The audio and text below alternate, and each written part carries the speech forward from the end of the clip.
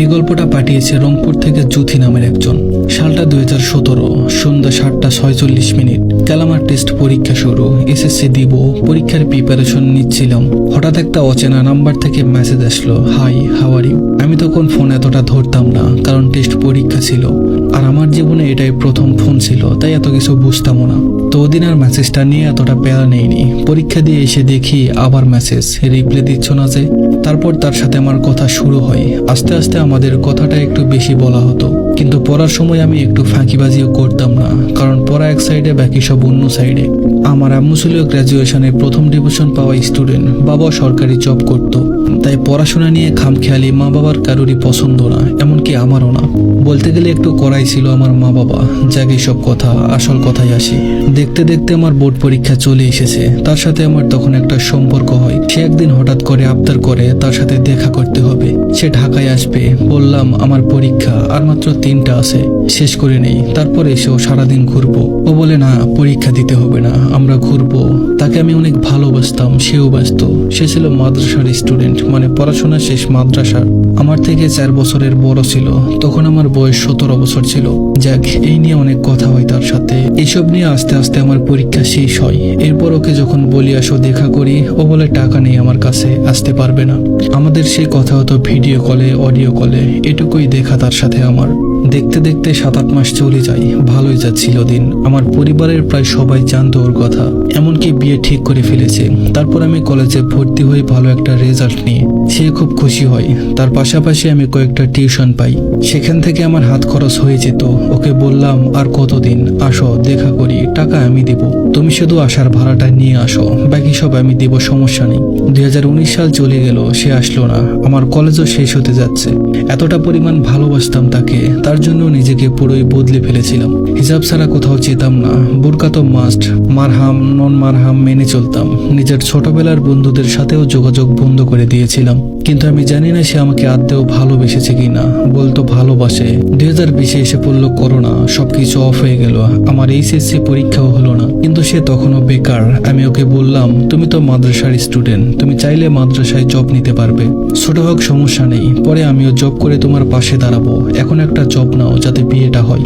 আসলে সত্যি বলতে আমার পরিবারে মা বাবা রাজি ছিল না, তাও অনেক কষ্ট করে যুদ্ধ করে রাজি করিয়েছি বিয়ের জন্য। তারপরেও বলে যে না, আমাকে দিয়ে এইসব হবে না। তখন বললাম, তুমি তাহলে ব্যবসা করো, আমি কিছু দেই। টিউশন করে মাসে 5-6 হাজার টাকা তো আসতো, তো ওই টাকা আমি জমিয়েছিলাম। সে বলে, তোমার কাছ থেকে ভিক্ষা কেন নেব?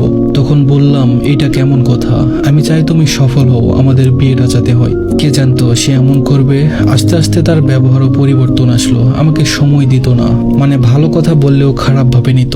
একসময় ভাবলাম এভাবে আর সম্ভব না, শেষ করে দেই সম্পর্কটাকে। তখন নানা অজুহাত দিয়ে সে আমাকে বলল যে সে আর এসব করবে না। এভাবে 2020 সালও শেষ হলো, 2021 সাল আসলো। আমার বয়স তখন 21 বছর। বাবা মা তো দায়িত্ব আছে, মেয়েকে ভালো একটা ছেলের হাতে বিয়ে দিয়ে তারা নিশ্চিন্ত হবে। তখন ওকে বললাম যে থাক, কিছু করতে হবে না তোমার, তুমি বেকারিতে আমি রাজি, বিয়ে করে পরে না হয় কিছু শুরু করো, চলো বিয়েটা করে ফেলি। সে কিছুদিন সময় চাইলো। আমাকে বিয়ের জন্য দেখতে আসে মানুষ, তাদের সামনে যেতে অনেক কষ্ট হতো। মা বাবাও তখন কথা শোনাতো যে কইছে, যাকে ভালোবাসিস সে তো আসে না, কত বছর অপেক্ষা করবি, আমাদেরও তো বয়স হয়েছে। এভাবে যাচ্ছে দিন। ওকে বললাম যে বাসায় বিয়ের জন্য প্রস্তাব পাঠাও। ও বলে যে না, মা বাবা রাজি হবে না, তুমি একটু মোটা আর কালো।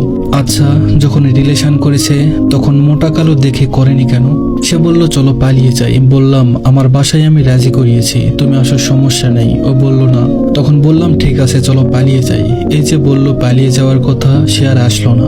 তার ফোন বন্ধ, সবকিছু বন্ধ, যোগাযোগ করতেও পারছি না। কি করব কিছুই বুঝতে পারছিলাম না। মা বাবার কাছেও নিচু হলাম তার জন্য।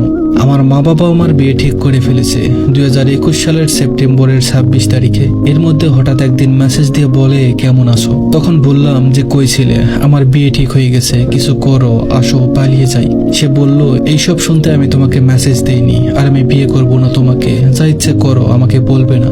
এইসব শুনে আমার পায়ের তলা থেকে মাটি সরে গেছে। নিজেকে অনেকটা ছোট মনে হচ্ছিল যে কাকে ভালোবাসলাম, কার জন্য নিজেকে পরিবর্তন করলাম। তখন মরে যেতে মন চাচ্ছিল। মা বাবার মুখের দিকে দিকে তাকিয়ে কিছুই করলাম না। এর কিছুদিন পর আমার বিয়ে হয়। মা বাবা যেখানে বিয়ে ঠিক করেছে সেখানেই আমার সাথে সব যোগাযোগ বন্ধ করে দিয়েছে। তারপর 2024 সালের নভেম্বরের 26 তারিখ হঠাৎ মেসেজ আসলো আমার প্রাক্তনের। আমি আশা করিনি সে মেসেজ দিবে, তখন জানতে পারলাম তার বিয়ে হয়েছে। 2021-এর সেপ্টেম্বরে আমার বিয়ে হয়েছে, আর আমার প্রাক্তন বিয়ে করেছে 2021-এর মার্চ মাসে, মানে আমার বিয়ের আগে। তখনও তার সাথে আমার কথা হতো ফোনে। আমাকে একটু বুঝতে দেয়নি যে তার বিয়ে হয়ে গেছিল। তার এখন 2 বছরের একটা বাচ্চা আছে। তখন সে তো বেকার ছিল, তাহলে আমি তো বেকার অবস্থাতেই রাজি ছিলাম তার হাত ধরতে সারা জীবনের জন্য। সে এখন তার বউকে ডিভোর্স দিয়ে আমাকে চাই। তার বউয়ের সাথে নাকি তার বনিবনা হচ্ছে না, এই জন্য। আচ্ছা, আমি কি তাহলে এতদিন একটা ভুল মানুষকে ভালোবেসেছিলাম?